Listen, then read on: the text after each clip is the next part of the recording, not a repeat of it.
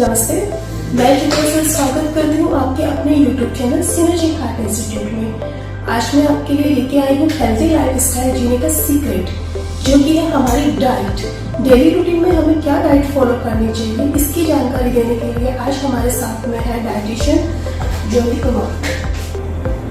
नमस्ते, मैं हूँ dietitian Jyoti Kumawat, chief dietitian of synergy heart institute Pune.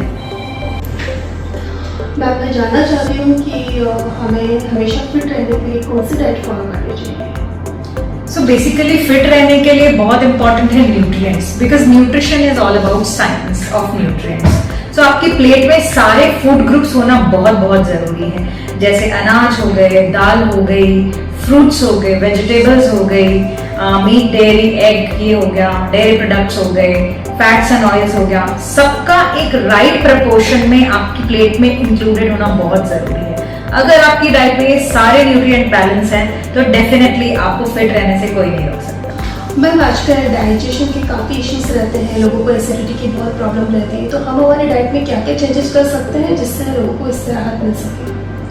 So digestion आजकल बहुत आम प्रॉब्लम है। जैसे हर दूसरे व्यक्ति को जो मेरे पास आता है यहाँ पे हाइपर एसिडिटी का प्रॉब्लम लेके आता है या फिर गैस और ब्लोटिंग का लेके आता है। सबसे बड़ा रीजन होता है इसका, आप टाइम नहीं दे पाते हैं, किसी के पास टाइम नहीं है खाना खाने के लिए। तो स्लो ईटिंग और च्यूइंग बहुत ज्यादा इंपॉर्टेंट है बेटर डाइजेशन के लिए।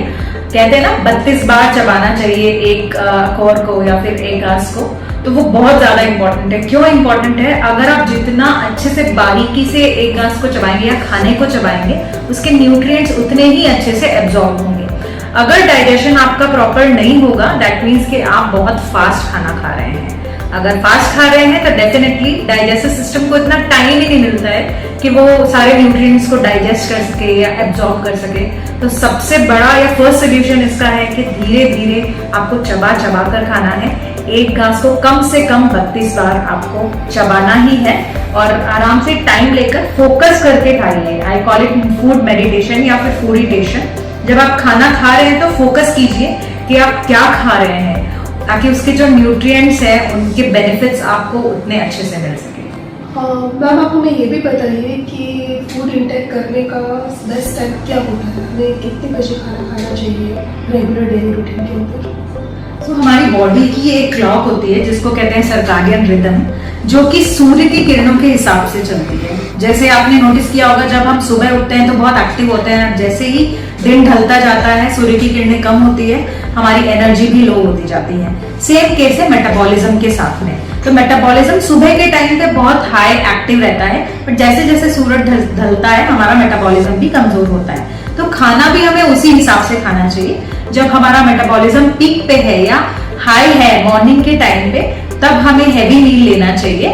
और जैसे ही सूरज ढलता है उसके आसपास हमें खाना खा लेना चाहिए रात का। और रात का खाना एकदम हल्का होना चाहिए, क्योंकि आगे कोई एक्टिविटी नहीं होती है, रात को सिर्फ हमें सोना या रेस्टिंग ही मोड में जाने वाली है बॉडी। तो इसीलिए आपको रात का पोर्शन बहुत कम रखना है और सुबह आपको अच्छे से खाना है, ताकि आपका पूरे दिन की जो एनर्जी है वो सुबह के मील में ले पाए। तो टाइमिंग हमेशा सूर्य की किरणों के हिसाब से या सनलाइट के हिसाब से ही रखिए। मैम, मार्केट में आजकल बहुत सारी डाइट चल रही है, कीटो डाइट, इस तरह की बहुत सारी डाइट चल रही है, तो हम जानना चाहते हैं कि कौन सी डाइट बेस्ट होती है इनमें से। तो कीटो डाइट या फिर वीगन डाइट या कोई भी आप स्पेसिफिक डाइट ले लीजिए।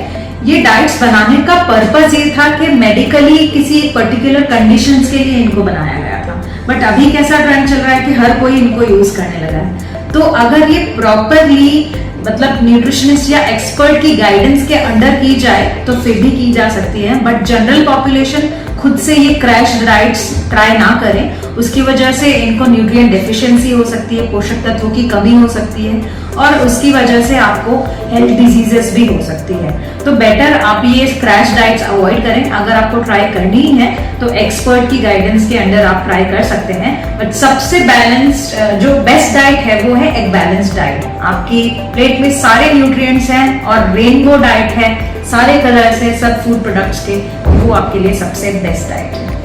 Thank you so much ma'am. आशा करती हूँ आपको भी हेल्दी लाइफस्टाइल जीने का सीक्रेट पता चल गया होगा। लेकिन फिर भी आपका कोई सवाल है या आप हमारे डॉक्टर से मिलना चाहते हो तो स्क्रीन पे दिए हुए नंबर पे कॉल करके आप अपना अपॉइंटमेंट बुक करवा सकते हो। इसी के साथ मैं चित्रा सर अब आपसे इजाजत चाहती हूँ। मिलते हैं नेक्स्ट वीडियो में एक नई इन्फॉर्मेशन के साथ। Thank you so much.